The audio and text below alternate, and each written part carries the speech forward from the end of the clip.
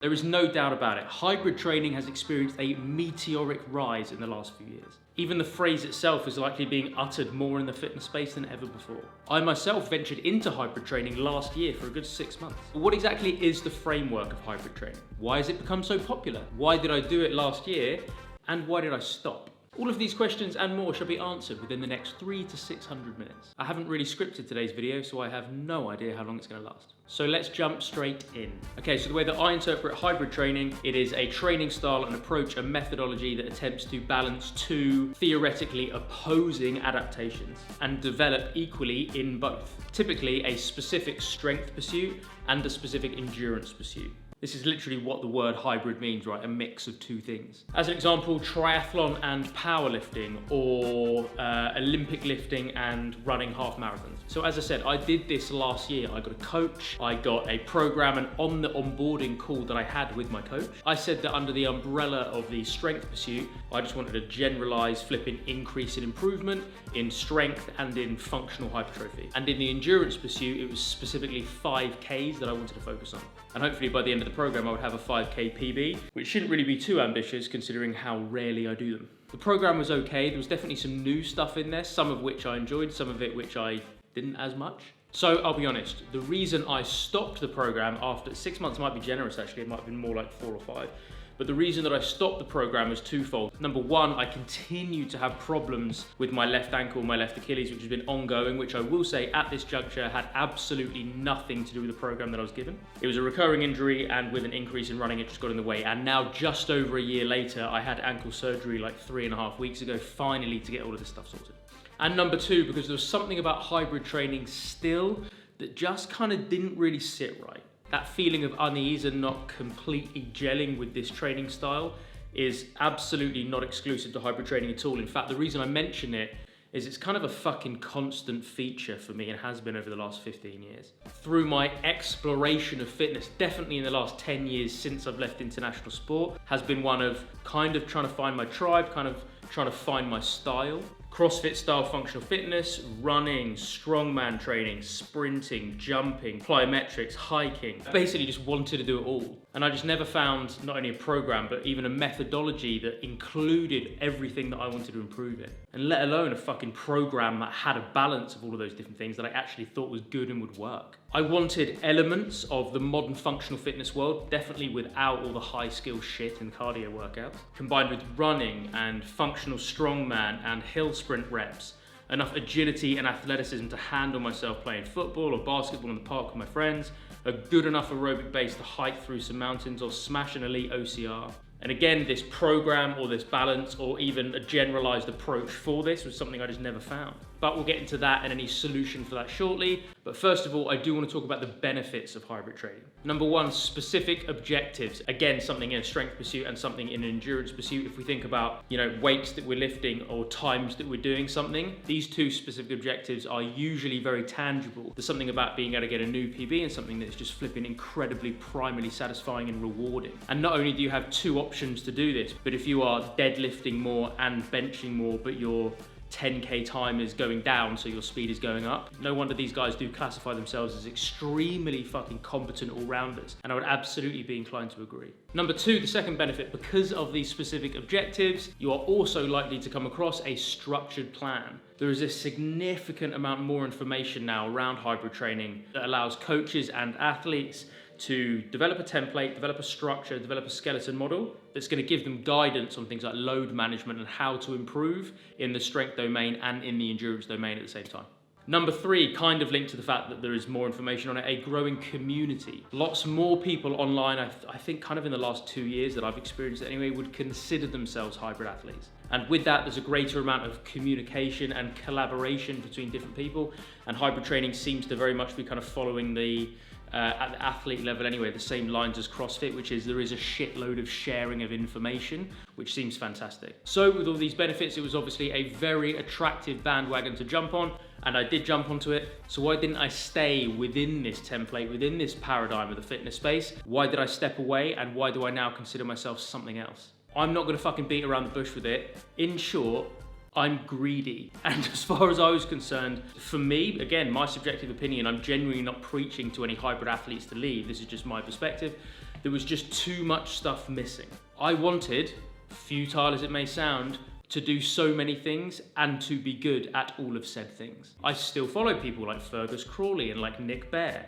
Incredible physiques and performance metrics. They're both strong as fuck and significantly better runners than I am. So if I'm not a hybrid athlete, or at least that's not how I identify myself, then what am I? For those of you that are new here and you have not been exposed at all to my brand, Alchemy Athletic, and our flagship program, what's called the Master Generalist program, it is a balance of all of the aforementioned things that I want to do and be good at. I basically whittled it down to 5 different kind of components that I want to develop, the 5 alchemy pillars, if you would. These pillars are classic strength training, functional bodybuilding, power and athleticism, something I see heavily neglected in pretty much every area of the fitness space outside of the US, where they do a hell of a lot of agility work for basketball players and American footballers. The 4th one is functional fitness engines, so similar to the CrossFit style of workout, either an AMRAP or EMOM style, but with significantly lower skill, therefore lower barrier to entry workouts. And the 5th pillar, something that is probably quite consistent with hybrid training actually, is something called adventure readiness, developing an ability to basically be able to handle yourself out in nature. If you can't even run a 3K at a little shuffle pace or put a bag on your back and walk up a hill, you can't really call yourself functional and you can't call yourself a master generalist. So those are the 5 alchemy pillars and the 5, I guess, puzzle pieces, the fucking foundations of the master generalist system. So again, just for me, why do I consider myself a generalist, and why am I pursuing becoming a master generalist as opposed to becoming a better hybrid athlete? Number 1, cliche as it might sound, I just finally feel like I'm home. Even the articulation of master generalist just feels a little bit better. It resonates with me a hell of a lot more than hybrid athlete does. It feels right for me and for my fitness ideology, and kind of consistent and congruent with the way that I want to develop my performance, my health, and my physique. Number 2, this is an important one, nothing is missed. I've already mentioned all of the different things that I want to do. I want to be able to do a strongman competition on the Saturday and an OCR on the Sunday. Basically everything that I want to do, that I want to develop, that I want to become better at, it does fit into one of these 5 buckets. Number 3, it's got the correct balance. Balancing these things is hard. One thing I haven't really mentioned in my content before is that I absolutely do very much, now that I've had my surgery, want to become a proficient runner, a much better runner than I am now. But in all honesty, I don't have an ambition to really run anything more than about 10K.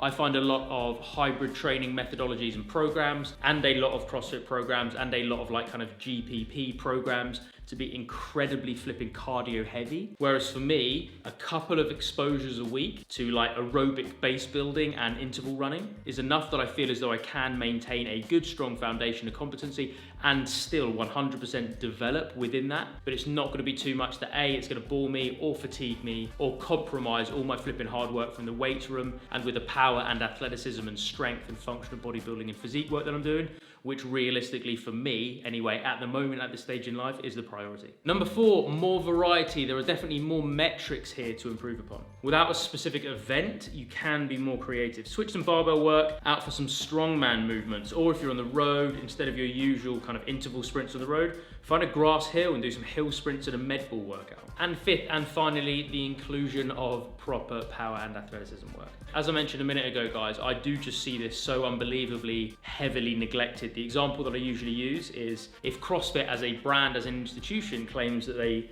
are attempting to develop the best all-round athletes, why do they spend more time teaching people to walk on their hands than they do how to fucking run properly on their feet? Being able to accelerate and decelerate and cut and jump and throw and land, these explosive modalities truly are the foundation of human performance that for some reason has just been lost outside of really specific invasion game work. So again, if you're a professional footballer, you're probably doing this stuff well, but the issue is in the functional fitness space, which is just fucking engulfed millions of people worldwide, it's absolutely wicked. And again, I'm not dissing it, I'm not telling anyone that they should convert, but for me, I'm explaining the reason why I moved away from this stuff. Power and athleticism, I think, is incredibly beneficial for your physique. There's a reason that 100-meter sprinters are fucking jacked. It partners incredibly well with strength work. It's unbelievable for the robustness and resilience of your joints. It's incredible for longevity. And the dopamine dump that you get from doing something of maximal intent, for me and a hell of a lot of people I know, is unparalleled compared to any other training modality. Which is why when I was putting Alchemy together and putting the Master Generalist system together and refining these 5 pillars, making sure that power and athleticism had its own block and was a core staple of everything was incredibly important to the way that this was built. So there you go, guys, a little bit of an insight into hybrid training, a little bit of an insight into my extremely temporary journey into it. And again, one of the main reasons I came back out actually was because I got injured, which had nothing to do with the program. We've covered a few of the benefits of hybrid training. I think it is absolutely incredible. One thing I actually didn't mention is the fact that I believe as the world gets busier and people get more stressed, they become really, truly, consciously or not, enamored by the opportunity to put their fucking phone down and go out for a steady state run. And I think the peace they get from that, no wonder they come back feeling better when they put themselves in a position where they are physically unable to be contacted by their boss. So we've gone over some of the pros of hybrid training, why for me personally, I stepped away from that and refined this new model, which in essence is a very basic, very high level, only skin deep investigation into the difference between being a hybrid athlete and being a master generalist. Guys, if you did enjoy this video, please do smash that like button. Any questions on anything I've covered today, please put it down in the comment section below. If you've got any suggestions or requests on anything at all, please put that down in the comment section below. Please just comment anything to feed the YouTube algorithm, to help the platform toe punt me into the deep dark waters of this spicy little search engine. If you have not yet done so, make sure you subscribe. Make sure you watch one of these videos, because they're both pretty cool as well. And as always, guys, stay strong, stay healthy, stay awesome, and I'll see you in the next video.